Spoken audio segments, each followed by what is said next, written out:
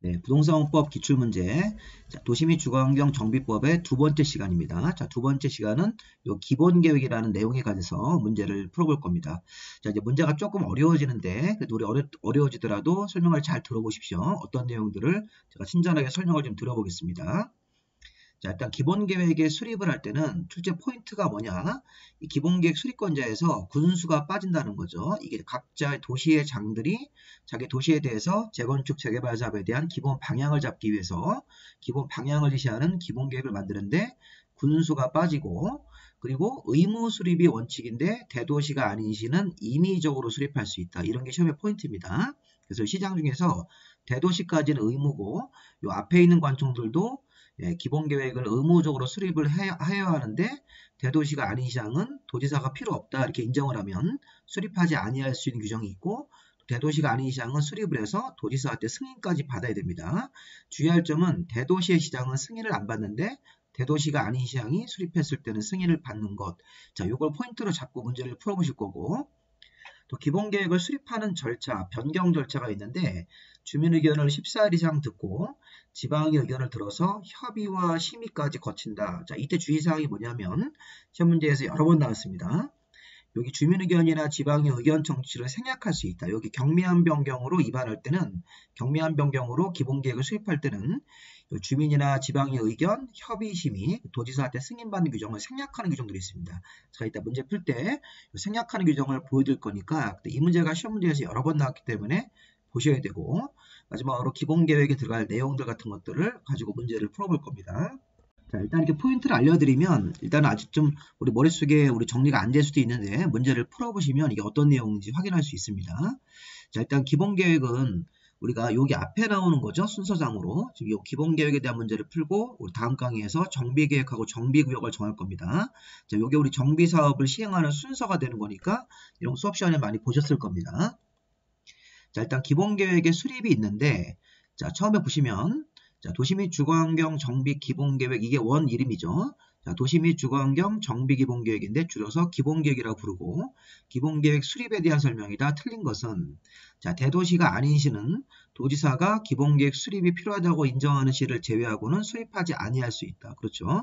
대도시가 아닌 시는 도지사가 수립을 하자 그러면 수립을 의무적으로 하는 거고, 수립할 필요가 없다 이렇게 인정한, 수립이 필요하다고 인정하는 시를 제외하고는 수립할 필요가 없는 곳이니까 수립하지 아니할 수도 있는 겁니다. 대도시가 아닌 시기 때문에.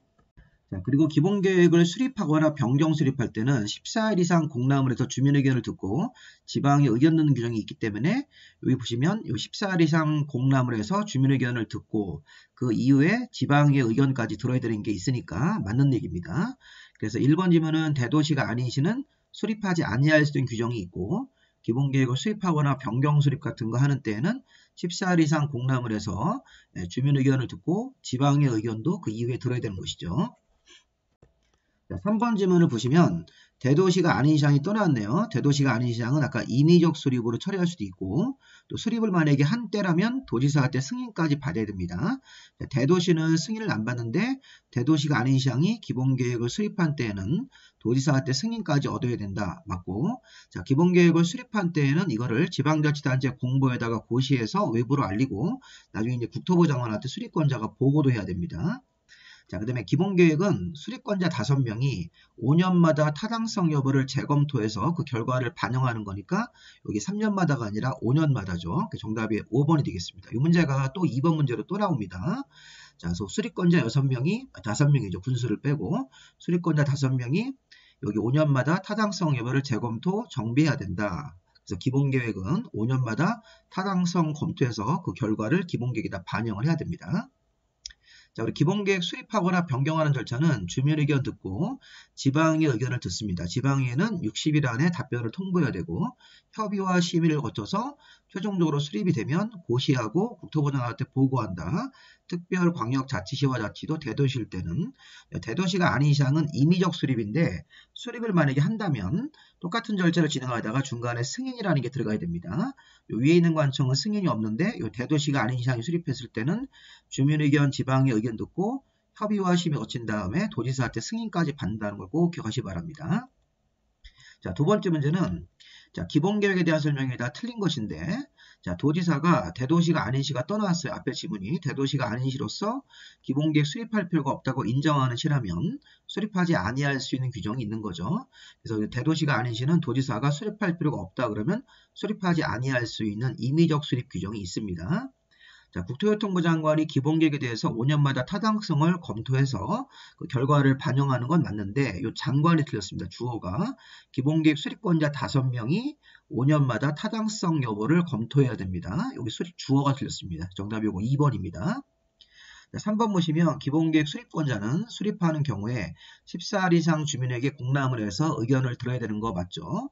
자, 4번 보시면 기본계획에는 이런 사회복지시설, 주민문화시설 같은 내용들이 포함되어 있습니다. 여기 기본계획의 내용입니다. 바로 이제 받을 겁니다. 기본계획 내용에는 사회복지시설, 문화시설 설치 계획 같은 것들이 포함되어 있다. 자, 그 다음에 자, 대도시가 아닌 시장은 도지사한테 승인까지 받아야 되는데 이게 내용 자체가 경미한 내용으로 변경 같은 거 기본계획에 대해서 변경 수립 같은 거 했을 때는 예를 들어서 자, 정비사업의 계획기간을 단축하는 겁니다. 계획기간이 단축되면 이건 주민들한테 유리한 쪽이기 때문에 이런 변경 승인을 안 받는 게 있습니다. 자, 요거는 변경 승인을 안 받는 경미한 변경. 4번은 기본계획의 내용이니까 이거 다시 한번 부차적으로 좀 내용을 좀 보겠습니다. 자, 정답은 2번으로 봐야 되겠죠. 여기 국토부 장관이 아니라 수립권자 5명이. 자, 기본계획 내용에는 자, 이런 거 되게 어렵습니다. 자, 기본계획은 우리가 각자 도시의 장들이 군수를 빼고 5명의 도시의 장들이 재건축 재개발 사업을 어떻게 할 건지 도시 전체적으로 방향을 잡는 계획이니까 정비사업의 기본 방향, 자, 건축물이나 인구의 현황, 주거지 관리 계획, 그 다음에 토지이용 계획, 정비기반설, 공동이용설 같은 계획들, 교통계획 같은 거. 자, 특히 여기 보시면 4, 5, 6, 7번을 잘 보셔야 됩니다. 자, 정비 예정구역의 개략적 범위, 우리 서울시 전체에다가 정비 예정구역을 정하는 겁니다. 자, 이 그림처럼 자, 서울시가 기본계획을 만들면 서울시 전체적으로 이렇게 낡은 동네를 이렇게 범위를 잡아서 정비 예정구역을 발표하는 게 기본계획의 내용입니다. 그래서 기본계획에서는 이렇게 정비 예정구역을 개략적으로 발표하고 그다음에 정비 예정구역별로 정비계획을 언제까지 수립해라 수립시기 건폐율 용적률의 한도를 정하는 밀도계획 같은 게 이게 기본계획의 주요 내용입니다. 다시 한번 그림 보시면 서울시 전체적으로 기본계획이 나오면 이렇게 정비 예정구역 같은 게 이렇게 구별로 나옵니다. 노원구에 있는 뭐 상계동 정비 예정구역 이렇게 서대문구에 있는 홍은동 정비 예정구역을 정하고 나서 하나 더 해보면 이 동대문구 안에 있는 전농동 정비 예정구역을 정한 다음에 6월달까지 3월달까지 9월달까지 정비계획을 만들어라. 그리고 건폐율과 용적률의 한도입니다. 한도. 자, 여기 서대문구 홍은동 예정구역에서는 건폐율은 25% 이하 범위로 하는 거고 용적률은 180% 이하로 해라. 이런 식으로 건폐율 용적률의 밀도계획이라고 해서 여기 보시면 정비 예정구역을 개략적으로 발표해주고 정비 예정구역별 정비계획의 수립 시기 여기 보시면 홍은동은 3월달까지 정비계획을 만들고 여기 상계동은 6월달까지 정비계획을 만들고 전동동은 9월달까지 이런 식으로 3개월 단위로 이렇게 정비계획 수립 시기를 정해주고 나서 건폐율 용적률의 한도를 정하는 밀도계획 그 밖에 세입자 안정대책 아까 우리 문제에서 봤던 사회복지시설 문화시설 계획 같은 게 기본계획의 주요 내용이다. 여기 사회복지와 문화시설 같은 것들이 기본계획의 내용으로 들어가 있는데 조금 어렵지만 기본계획은 도시 전체적으로 재건축 재개발 사업에 대해서 방향을 잡고 여러 가지 지시하는 거기 때문에 자, 이런 2번 같은 항목 4번 5번, 6번, 7번 이런 것들이 기본계획의 주요 내용이다. 자, 또 하나 시험 문제가 이게 나옵니다. 이따 뒤에 5번 문제 가보시면 생활권 설정, 생활권별 기반시설 설치계획 같은 이런 생활권이라는 단어가 들어가서 기본계획 내용이 이렇게 추가적으로 들어가면 여기 지금 여기 4번하고 5번 내용을 생략할 수 있다. 자, 생활권의 설정, 생활권별 기반시설 설치계획 같은 이런 단어가 기본계획에 추가적으로 들어가면 이 4번과 5번 내용을 생략할 수 있어요. 4번과 5번 내용을 정비 예정구역하고 정비 예정구역별 정비계획 수립식이라는 이런 단계별 추진계획 같은 것들을 포함시키지 아니할 수 있다. 이런 생활권이라는 게 들어가면 자, 이 기출문제에서 어떻게 나오는지 또 잘 보십시오. 자, 이런 것들이 기본계획의 내용이니까 아까 문제를 푸실 때 이 기본계획의 내용에는 이렇게 사회복지나 주민문화시설 설치계획 같은 게 포함이 되어 있다. 맞는 거로 봐야 되고 정답은 2번으로 보시면 되겠습니다. 자, 이렇게 우리 문제를 풀면서 이 기본계획 내용들을 다시 한번 잘 보시고 자, 그 다음에 이제 3번 문제는 이게 혼합 문제입니다. 기본계획하고 좀 이따 배우게 되는 세 번째 테마의 정비계획을 혼동시킨 겁니다. 이게 혼합한 건데, 자, 도시 및 주거환경 정비 기본계획 및 정비계획에 대해서, 자, 우리 정비계획이라는 계획은 아까 기본계획에서 정비 예정구역이 이렇게 발표되면 서울시 전체적으로 기본계획이 만들어지면 이 예정구역별로 별도로 만드는 계획이 정비계획이죠. 이 정비계획은 서대문구 홍은동 안에 들어가서 홍은동 정비계획, 상계동에 들어가서 상계동 정비계획이라는 걸 만들어서 세부적으로 재개발, 재건축 사업을 지시하는 계획이 정비계획입니다. 자, 어쨌든 자, 문제를 풀어보시면 옳은 걸 찾는 건데, 자, 정비계획은 좀 이따 배울 건데, 정비계획은 다음 강의에서 배울 건데, 주민 공람기간이 30일 이상입니다. 정비계획을 만들 때는 주민에게 서면 통보, 주민 설명에 30일 이상 주민 공람이니까, 자, 이건 기본계획이 아닙니다. 자, 이 문제는 기본계획하고 정비계획을 혼합한 문제입니다. 그래서 정비계획이 나오면 30일 이상 주민 공람 기간을 주고, 이 기간 동안 의견을 받아주고, 주민들은 의견을 제출할 수 있는 겁니다. 공람기간 30일 이상 기간을 줘야 됩니다. 자, 건축물의 건축선에 관한 계획은 기본계획에 포함되지 않습니다. 이렇게 건축선 같이 건물 지을 때 도로 방향으로 넘어가면 안 되는 선, 이런 건축선 같은 경우는 이 설계 도면상 표시가 되는 거기 때문에 기본계획에 들어갈 수는 없습니다. 자, 3번에 시장문수가 기본계획을 5년 단위로 수립했다 이렇게 되어 있는데, 아까 기본계획 수립권자에서 군수는 빠져야 됩니다. 기본계획은 특별시장, 광역시장, 자치시장, 자치도지사, 그 다음에 시장이 군수는 빼고 기본계획을 10년 단위로 수립하고 5년마다 타당성 검토하는 거기 때문에 여기 군수 틀렸고 5년 단위로 수립한 것도 틀렸습니다. 10년 단위로 수립합니다. 기본계획은. 4번에 건폐율 용적률에 관한 밀도계획은 기본계획 내용에 포함된다. 자, 이거 기본계획 내용에 포함이 되는 겁니다. 아까 기본계획 내용에 여기 정비 예정구역의 계략적 범위, 그다음에 단계별 추진계획, 건폐율 용적률의 한도를 정하는 밀도계획 같은 게 포함되어 있습니다. 자, 5번 보시면 기본계획 내용 중 공동이용설 설치계획을 변경할 때는 심의를 거치지 않을 수 있는 이게 경미한 변경으로 경미한 변경 수립을 볼 수 있으니까 정답이 5번이 되는 겁니다. 자, 이 내용을 한번 정리해 보실 겁니다. 자, 여기 보시면 우리 좀 전에 앞에서 기본계획을 수립하거나 변경 수립할 때는 주민의견, 지방의 의견, 그 다음에 협의와 심의가 있었고 또 대도시가 아닌 시장은 승인받는 게 있었어요. 도지사한테. 자, 이런 사항들을 다음에 경미한 사항으로 변경 수립 같은 거 할 때는 생략할 수 있습니다.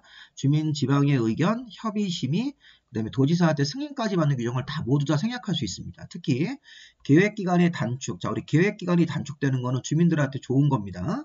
그리고 여기 정비기반시설 규모가 확대되는 것도 주민들한테 좋은 방향으로 바뀌기 때문에 이런 의견 청취 같은 것들이나 협의 심의를 생략할 수 있습니다.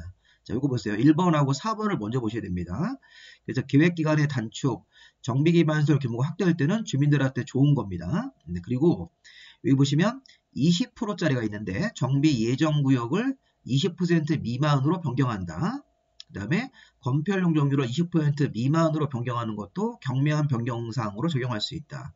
자, 그 다음에 10%짜리 요거 정비기반시설 규모를 확대할 때는 비율이 없는데 주민들한테 유리하게 바뀌는 거니까 자, 정비기반시설 규모가 축소될 때는 10% 미만까지만 경미한 변경으로 본다. 자, 읽으실 때 기간의 단축, 정비기반시설 규모가 확대될 때는 주민들한테 유리한 거.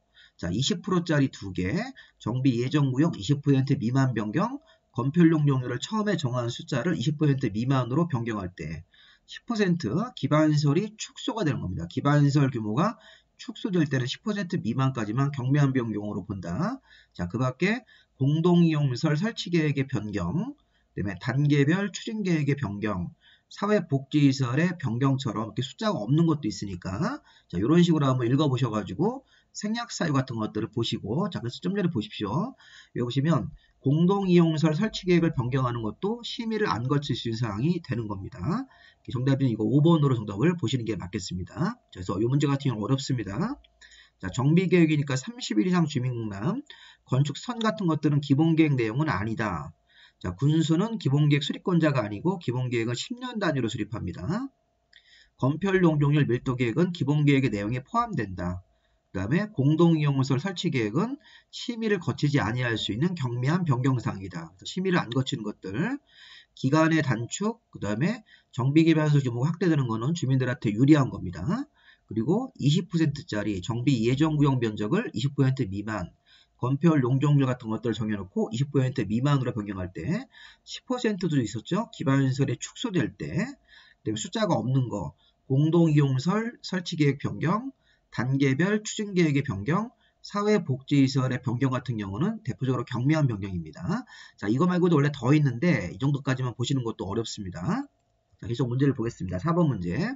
자, 기본계획 수립에 관한 설명이 다 틀린 것은 자, 기본계획 작성 기준이나 작성 방법은 국토부 장관이 정한답니다. 이거는 기본계획의 작성 기준과 작성 방법이기 때문에 기준자 붙은 거로 보고 국토부 장관이 정해주는 거죠. 자, 대도시가 아닌 시장은 자, 기본계획 내용 중 단계별 추진계획의 변경이니까 도지사한테 승인 안 받을 수 있습니다. 자, 요거 우리 앞에서 본 거예요. 여기 보시면